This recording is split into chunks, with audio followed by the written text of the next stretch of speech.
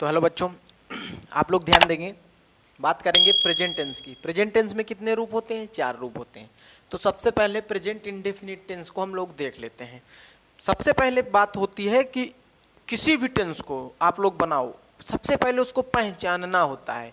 अगर उसको आप पहचानेंगे तभी बना पाएंगे। तो यहाँ पे अगर आप देखेंगे तो आपके सामने मैंने प्रेजेंट के 4 रूप को बताना है। तो प्रेजेंट में सब पहला रूप होता है वो प्रेजेंट इंडेफिनिट होता है, जिसकी पहचान आप सब जानते हो कि हिंदी का अगर सेंटेंस मिलेगा तो उसमें तातीते और है ही लगा रहेगा। तो एक बात बताओ, जो सेंटेंस आपको मिलेगा उस सेंटेंस में जो सब कोई ना कोई सब्जेक्ट तो होगा ना भाई। अगर मैं बात करूं सब्जेक्ट की, यानी जो भी सेंटेंस आपको मिलेगा उस सेंटेंस में सबसे पहले सब्जेक्ट मिलेगा। वो सब्जेक्ट हो सकता है सिंगुलर हो सकता है प्लूरल हो। अगर सब्जेक्ट सिंगुलर होगा तो किसी व्यक्ति वस्तु स्थान का नाम हो सकता है, या तो ही सी इट में से कोई एक होगा। ये आपके सिंगुलर सब्जेक्ट का इंडिकेशन होता है। प्लूरल सब्जेक्ट क्या होता है? आई वी यू और दे, इनमें से कोई ना कोई आएगा, ये प्लूरल सब्जेक्ट होता है। ठीक है। तो जब हम आपका सब्जेक्ट ये मिल जाए और प्रेजेंट इंडिफिनिट का टेंस हो तो कैसे बनाते हैं? अगर आपका सिंगुलर सब्जेक्ट है तो आप मेन वर्ब की फर्स्ट फॉर्म पे एस या ईएस लगाकर सेंटेंस को बनाएंगे। अगर वो प्लूरल सब्जेक्ट है तो मेन वर्ब की फर्स्ट फॉर्म आप सिर्फ और सिर्फ फर्स्ट फॉर्म लिख देंगे। आगे सेंटेंस को बढ़ाने के लिए ऑब्जेक्ट या कॉम्प्लीमेंट लिखा जाता है। जैसे अगर हम इसको अभी एग्जाम्पल के तौर पे सुने तो मैं आपको सेंटेंस दे रहा हूँ। मैंने लिखा कि मोहित आज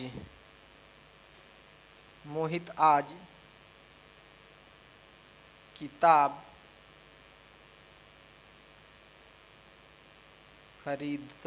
खरीदता है। ठीक, मोहित आज किताब खरीदता है, या मोहित एक किताब खरीदता है। मोहित एक किताब खरीदता है। यहाँ पे मैं लिख दूं वे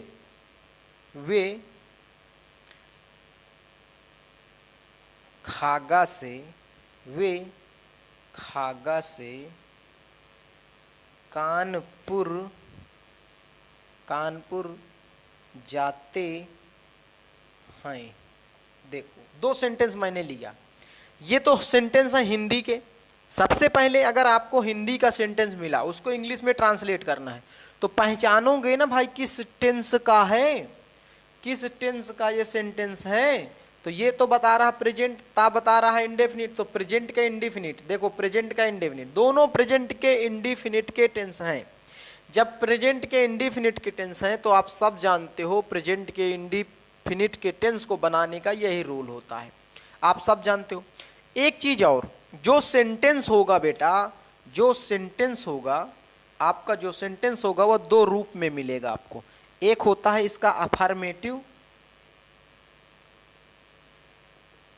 और एक होता है निगेटिव।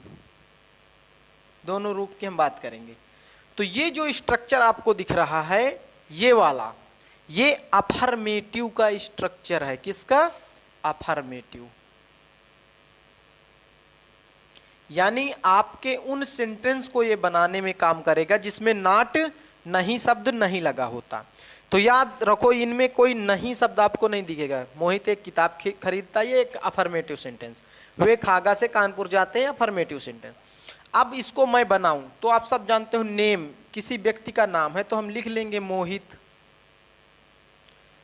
मोहित यानी नाम है। हमने पढ़ रखा है कि अगर सिंगुलर सब्जेक्ट हो तो उसके आगे मेन वर्ब की फर्स्ट फॉर्म पे एस या एस लगाते हैं। तो मोहित यहाँ है। अब वर्ब इसमें कहाँ होती है? तो लास्ट में देखो, लास्ट वर्ड ही वर्ब होता है। खरीदना की क्या होती है? By.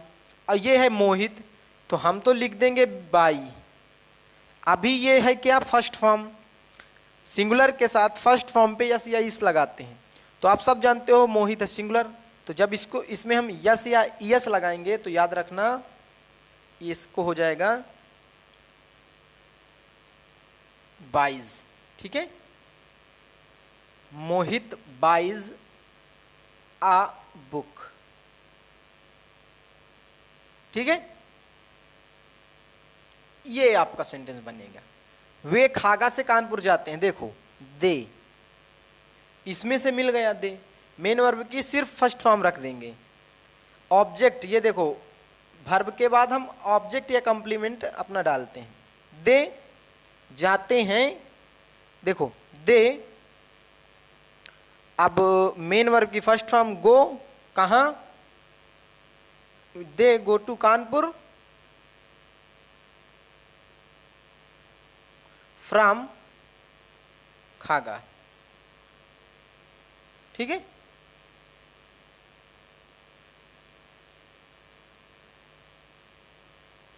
They go to Kanpur from खागा। समझ में आया कि नहीं मेरे भाई? यहां पे ये सब्जेक्ट होता है, सब्जेक्ट प्लूरल हो गया, इनमें से आ गया। जब सब्जेक्ट प्लूरल होता है तो मेन वर्ब की फर्स्ट फॉर्म सिर्फ रख देते हैं, मेन वर्ब की फर्स्ट फॉर्म। अब देखो और लेते हैं। देखो जब आप समझ लोगे तभी बना पाओगे इनको, अच्छे से समझ लो एक बार, फिर किसी भी सेंटेंस को आप बनाओ। अगर मैं यहां लिखूं कि रोमी रीता आम खाती है, ठीक, तुम स्कूल में किताब पढ़ते हो। अब देखो ये है और ये हो, दोनों में प्रेजेंट और ता इंडेफिनिट। देखो अब इसको हम करते हैं रीता। आपने कहा रीता, भाई ये सिंगुलर है, रीता है, खाती है, ईट, ईट आपकी मेन वर्ब की फर्स्ट फॉर्म। इसमें एस या एस लगाना है तो सिंगुलर के अकॉर्डिंग ईट्स, रीता ईट्स क्या, मैंगोज या मैंगो। तुम स्कूल में किताब पढ़ते हो, अगर मैं यहां करूंगा तो यू, पढ़ना क्या होती है, रीड, यू रीड। अब ये बताओ हम इसमें रीड में एस या एस लगाएंगे कि नहीं? तो आप बोलोगे सर नहीं लगाएंगे, क्यों? क्योंकि ये प्लूरल है। तो यू रीड आ बुक, कहाँ, स्कूल में, तो इन द स्कूल। बताओ कोई दिक्कत है यहाँ पे? अफर्मेटिव कितना बढ़िया बन रहा है, देखें आप लोग। अब अगर हम बात करें तो हमारे सामने निगेटिव के भी सेंटेंस होते हैं, तो एक बात उनको भी देख लेते हैं। अगर हम यहाँ लिख दें वह स्कूल नहीं जाता है, तो ये हो गया अब निगेटिव। तो जब इसको बनाएंगे तो इसके लिए कुछ रूल होते हैं। क्या रूल होते हैं? जब सेंटेंस आपका निगेटिव हो, ठीक है, इसको हम पहले बाहर कर देते हैं। ये तो अफर्मेटिव का रूल था भाई, ये आपके अफर्मेटिव का रूल था।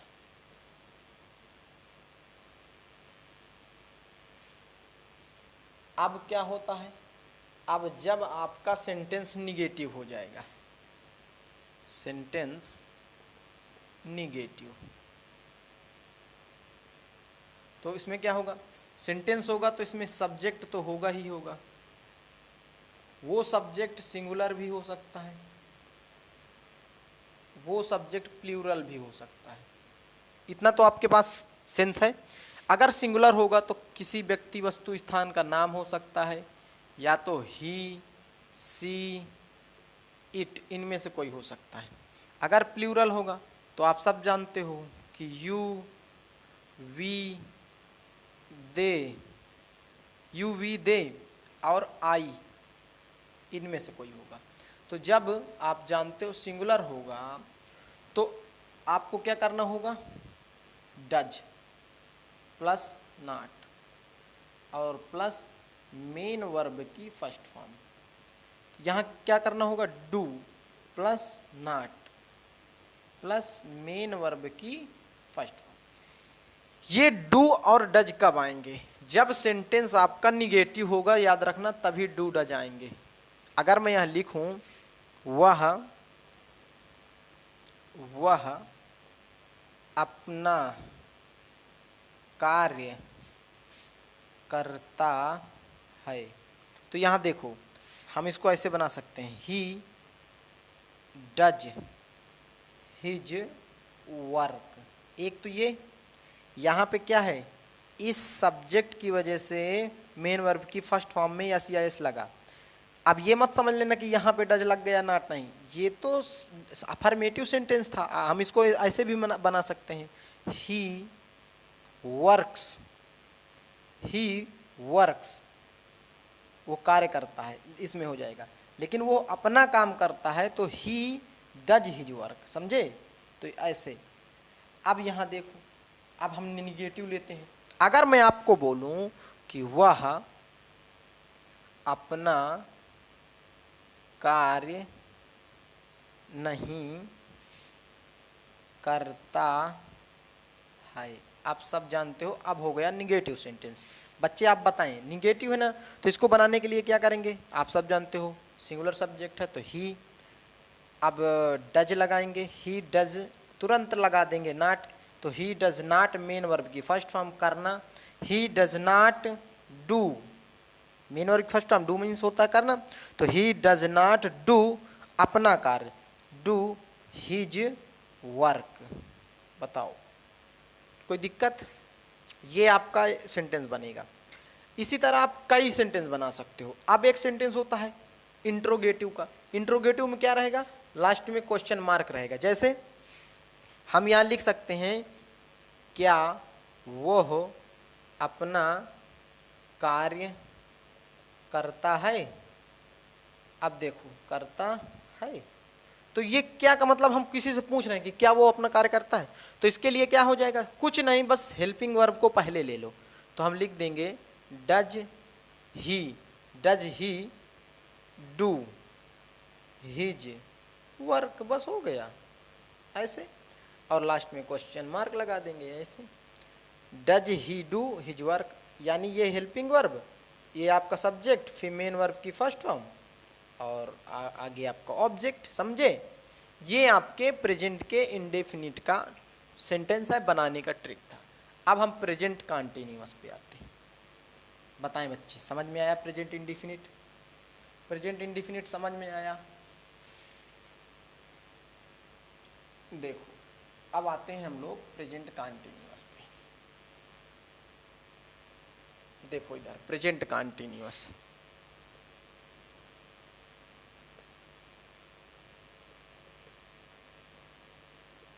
प्रेजेंट कंटीन्यूअस रहा रही रहे, सब जानते हो, इसकी पहचान होती है। तो सब्जेक्ट उसमें भी होगा, सेंटेंस मिलेगा तो सब्जेक्ट होगा ना मेरे भाई, सब्जेक्ट में भी सिंगुलर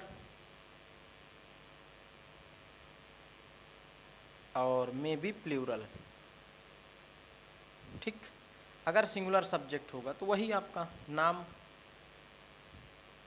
और ही सी इट, अगर प्लूरल होगा तो आई वी यू दे, इनमें से कोई रहेगा, ठीक है।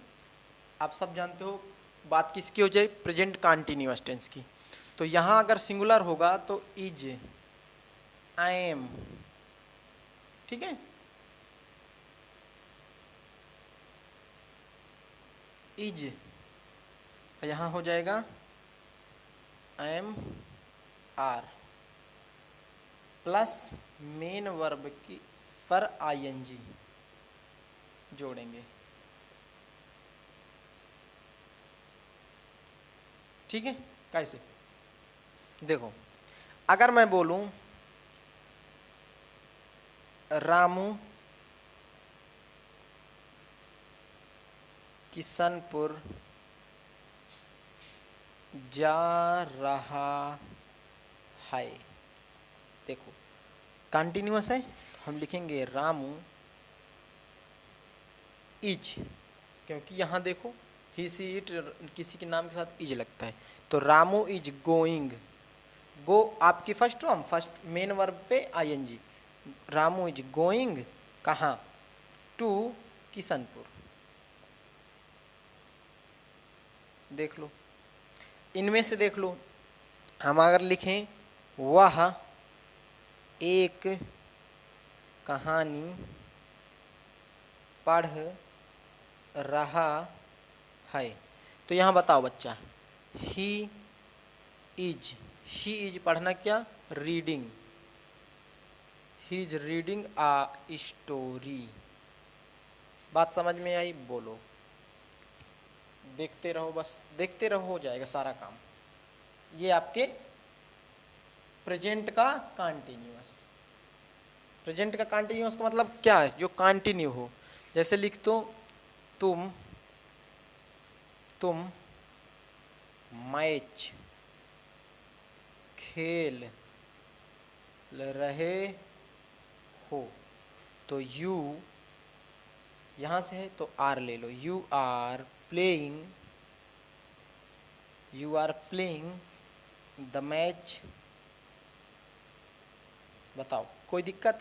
अब क्या हो जाएगा, ये निगेटिव हो जाएगा। निगेटिव हो जाएगा तो इसमें कुछ नहीं है, इसमें नॉट जोड़ देना है। जैसे तुम मैच नहीं खेल रहे हो तो यू आर नॉट प्लेइंग।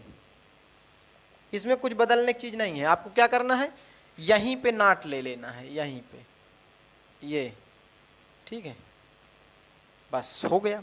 अब इसका एक होता है, जब इसको किसी से पूछे क्या तुम मैच खेल रहे हो, जैसे हम बोले कि क्या तुम मैच खेल रहे हो, क्या तुम मैच खेल रहे हो, तो आर हेल्पिंग वर्ब को पहले ले लेते हैं। Are you playing the cricket, the match. बताओ, अब क्वेश्चन मार्क लगा देते हैं, ये आपका एक और ऐसे बनेगा। तो ये होता है प्रेजेंट का कंटीन्यूअस। अब देखो, अब हम लोग आते हैं प्रेजेंट के परफेक्ट पे। प्रेजेंट का परफेक्ट टेंस, यहां पे परफेक्ट।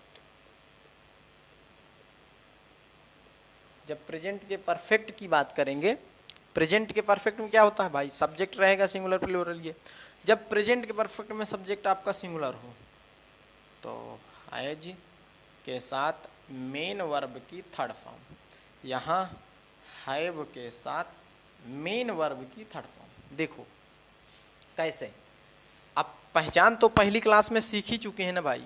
प्रेजेंट परफेक्ट क्या होती है? अगर हम लिखें वह, या मैं लिख दूं रोहित एक कहानी पढ़ चुका है। अब यहाँ देखो, हम लिखेंगे कि रोहित पढ़ चुका है, तो रोहित यहाँ सिंगुलर है, नेम है, तो हैज लगाओ, तो रोहित हैज। अब पढ़ना की होती है रीड, इसका थर्ड फॉर्म रीड बनता है, तो Rohit has read a story. ये लो। अगर यही होता कि तुम आगरा जा चुके हो, तो तुम यहां लिखोगे कि you have gone to Agra. बताओ कोई दिक्कत यहाँ पे है? अब अगर यहाँ पे नाट जुड़ जाए, अगर नहीं लग जाए तो इन दोनों के बीच में नाट लगा देना है यहाँ पे। कैसे? रोहित एक कहानी नहीं पढ़ चुका है, तो Rohit has not read a story, you have not gone to Agra. समझे? अब इसका अगर आपको क्वेश्चन वाला बनाना है तो क्या करोगे, इस हेल्पिंग वर्ब को पहले ले लो। जैसे यहाँ हेल्पिंग वर्ब हम ले लें हैज, आ गया।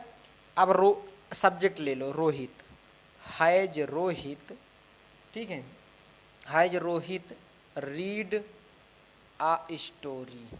ये या तो आप ऐसे कर लो, अगर इसमें भी नॉट लगाना है तो यहाँ लिखो has Rohit not read a story.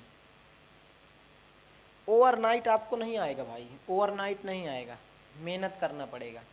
Bar bar video को देखो, समझो, मैं जैसे बना रहा हूँ आप भी घर पे बनाओ, तभी आएगा, है ना। लेकिन है तो बिल्कुल सिंपल, आप देखोगे तो सिंपल है एकदम, कुछ इसमें बहुत कुछ मैं बता नहीं रहा कि बहुत ज़्यादा हार्ड हो, आप सब समझ सकते हो, आपके अंदर वो कैपेबिलिटी है समझने की।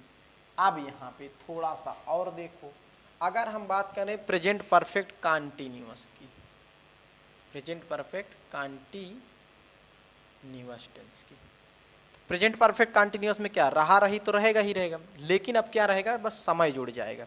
जैसे मैं लिखूं वह 2 घंटे से अपनी किताब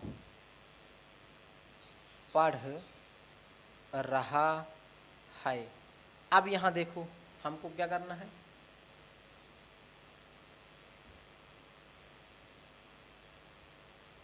यहाँ पे आपको क्या करना है, देखो इधर, यहाँ पे लगेगा हैज बीन, यहाँ पे लगेगा हैव बीन, ठीक, प्लस मेन वर्ब की आईएनजी फॉर्म, यहाँ भी मेन वर्ब की आईएनजी फॉर्म या मेन वर्ब की 4th फॉर्म, ठीक है, जो भी आप लिखना चाहो। हाँ, क्या हो जाएगा, टाइमिंग पड़ जाएगी, यानी सेंटेंस में समय होगा, टाइम होगा। अब देखो यहाँ देखोगे तो 2 घंटे टाइम दे दिया गया है, जब समय दिख जाए और लास्ट में प्रेजेंट और रहा है कंटीन्यूअस और ये परफेक्ट, तो प्रेजेंट परफेक्ट कंटीन्यूअस, तो इसको हम कैसे बनाएंगे, हम लिखेंगे ही यहाँ पे है तो हैज बीन कर दो, he has been, main verb की 4th फॉर्म, पढ़ना क्या होती है, reading, he has been reading, he has been reading, he has been reading अपनी किताब, तो हम लिखेंगे हिज बुक। अब कितने, 2 घंटे से, 2 घंटे कोई निश्चित टाइम नहीं होता। देखो यहाँ पे एक लगता है सिंस और एक होता है फॉर। ये सिंस कब लगता है, जब निश्चित समय हो, ये फॉर कब लगता है, जब अनिश्चित समय हो, समझे। जैसे अगर मैं यहाँ निश्चित समय की बात करूँ, 2 बजे, आप सब जानते हो 2 बजे एक निश्चित समय होता है, लेकिन 2 घंटे अनिश्चित समय होता है। क्या तुम बता सकते हो 2 घंटे कौन से 2 घंटे, लेकिन 2 बजे तो निश्चित हो गया ना। तो जब टाइम का इंडिकेशन एकदम डिफिनिट हो तो वहाँ पे सिंस, अगर टाइम का इंडिकेशन डिफिनिट नहीं है तो वहाँ फॉर लगाते हैं। तो 2 घंटे ना, तो he has been reading his book for 2 o'clock, ठीक है। बताओ, ये आपका सेंटेंस हो गया। अगर हम इसमें नहीं नॉट सब लगा देंगे तो कैसे, तो he has not been reading, he has been not reading, ठीक है, ऐसे। तो बताओ बच्चा, आज प्रेजेंट के 4 रूप आपने कंप्लीट कर लिया। नेक्स्ट वीडियो पास्ट के 4 रूप कंप्लीट होंगे, नेक्स्ट वीडियो फ्यूचर के 4।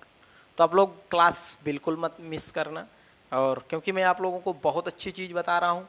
इसके बाद टेंस सीखने के बाद हम लोग आएंगे वॉइस पे, वॉइस सीखने के बाद हम लोग जाएंगे नरेशन पे। इसके बाद आप लोग एग्ज़ाम के लिए परफेक्ट तैयार रहेंगे, समझे। पूरी इंग्लिश इसमें फ्री ऑफ कॉस्ट हम लोगों को पढ़ना है, बस आप लोग रेगुलरिटी बनाएं। 5 बजे आपको क्लास मिलेगी। तो मिलते हैं नेक्स्ट वीडियो में, तब तक के लिए सारे बच्चों को जय हिंद।